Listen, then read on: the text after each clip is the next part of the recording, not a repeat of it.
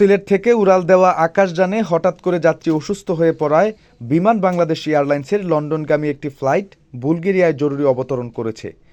উচ্চ রক্তচাপ ও শ্বাস প্রশ্বাসের সমস্যা দেখা দেওয়া যাত্রীর জীবন রক্ষায় যাত্রাবিরতির সিদ্ধান্ত নেন সংশ্লিষ্ট ফ্লাইটের পাইলট ইশতিয়াক। গত 1 ডিসেম্বর সিলেট থেকে লন্ডনগামী ফ্লাইটে এই ঘটনা ঘটে। যাত্রীকে চিকিৎসা দেওয়ার জন্য বিমানটি বুলগেরিয়ার সোফিয়া ইন্টারন্যাশনাল এয়ারপোর্টে মেডিকেল ইমার্জেন্সি সিগন্যাল দিয়ে জরুরি অবতরণ করে। পরে ওই যাত্রীকে চিকিৎসার জন্য বুলগেরিয়ার একটি হাসপাতালে পাঠানো হয়।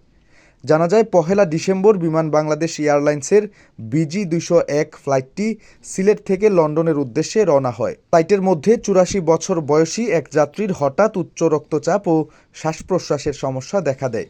ওই যাত্রী সিলেট থেকে লন্ডনে যাচ্ছিলেন, যদিও তার কাছে fit to fly medical certificate ছিল। বিমান বাংলাদেশ এয়ারলাইন্স সূত্র জানায়, কেবিন ক্রুরা ওই যাত্রীর অসুস্থতার বিষয়টি ফ্লাইটের ক্যাপ্টেনকে জানান। ফ্লাইটে পাইলট ইন কমান্ড ছিলেন বিমানের planning and scheduling chief captain Ishtiaq. তিনি ককপিট থেকে ফ্লাইটের মধ্যে কোনো চিকিৎসক আছেন কিনা জানতে জরুরি ঘোষণা। তখন ফ্লাইটে থাকা একজন চিকিৎসক যাত্রী অসুস্থ যাত্রীকে সাহায্য করতে এগিয়ে আসেন। ফ্লাইটের মধ্যে অসুস্থ যাত্রীকে নিরবিচ্ছিন্ন অক্সিজেন দেওয়া হয়। একই সঙ্গে ওই চিকিৎসকের পরামর্শে অন্য প্রয়োজনীয় ওষুধ দেওয়া হয়। তারপরও তার শারীরিক অবস্থার অবনতি ঘটে।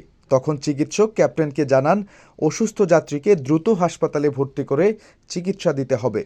তখন ক্যাপ্টেন ইশতিয়াক যাত্রীর জীবন রক্ষার্থে ফ্লাইটটি বুলগেরিয়ার রাজধানী সোফিয়াতে অবস্থিত সোফিয়া ইন্টারন্যাশনাল এয়ারপোর্টে মেডিকেল ইমার্জেন্সি ঘোষণা করে জরুরি অবতরণ করান।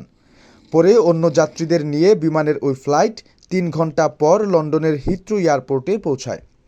উল্লেখ্য, ফ্লাইটের সেকেন্ড ক্যাপ্টেন ছিলেন বিমানের chief of flight safety captain Adam এবং ফার্স্ট অফিসার ছিলেন ইশতি।